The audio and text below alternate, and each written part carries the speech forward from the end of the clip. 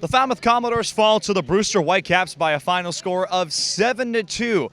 Hi, everybody. Thank you so much for joining us on tonight's edition of Closing the Door alongside Carter Bainbridge and Trey Redfield. Logan Soforenko with you. And Carter, let's jump right into things. The only runs came off the bat of Drew Brutcher's two-run home run.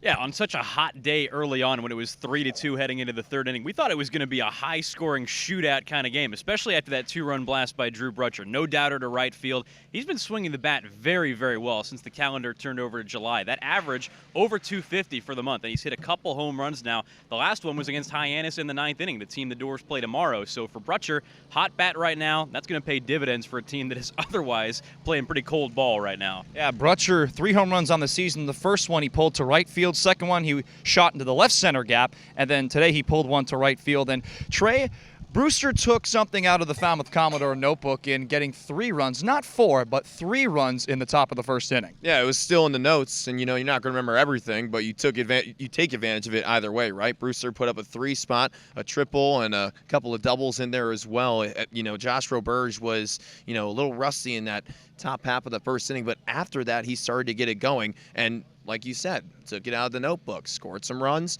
went silent. That's exactly what Falmouth did. It's both trips at Stony Brook Field, but the Whitecaps putting up 3, and they led throughout the entire game. There was never a point where the Commodores found themselves in front. They had opportunities to do so, but they didn't take advantage of them tonight, Logan.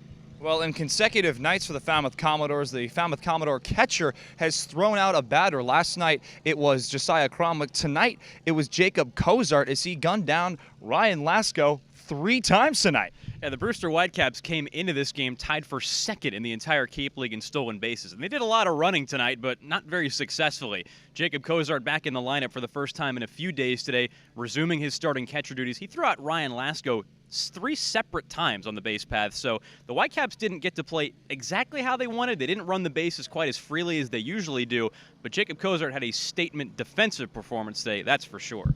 Just happy we did not get a scoreless tie tonight, and considering the fact on the bases, Grayson Tatro, the last time he was here, swiped 3 bags, and 2 of them being on back-to-back pitches. But you mentioned Brewster being second in the league with stolen bases, but the Dores are going to go see a guy tomorrow who individually leads the league in stolen bases on the Cape, and that's Riku Nishida and the Hyannis Harbor Hawks. So what do the Dores got to do to take on a very powerful Hyannis Harbor Hawks team? Yeah, you took the words right out of my mouth. Last time I checked, Riku Nishida played for a really good Hyannis team, just a couple of points behind Katuitt. And for the Commodores, it really just comes down to controlling the controllables. We're getting to that point in the season where we're looking at other teams, what they're doing. Wareham and Bourne both lost today, but the Commodores have to do it on their own end, create opportunities for themselves, and it starts with the pitching. Don't let anybody on base and have your offense get going. We saw some bright spots offensively on June 17th, the last time the Commodores were in Hyannis, which sounds really weird. It's been a minute since we were at McKeon Park, so the Dores just have to take advantage of what they have, Get it done defensively first, and then get the bats cooking, because we've seen them do it before. They just have to do it tomorrow against Hyannis. Not every single time are you going to see Bourne and Wareham lose. You may see it tomorrow, but Falmouth has to win. It's just getting to that point in the season, Logan. Time is running out. It's running out.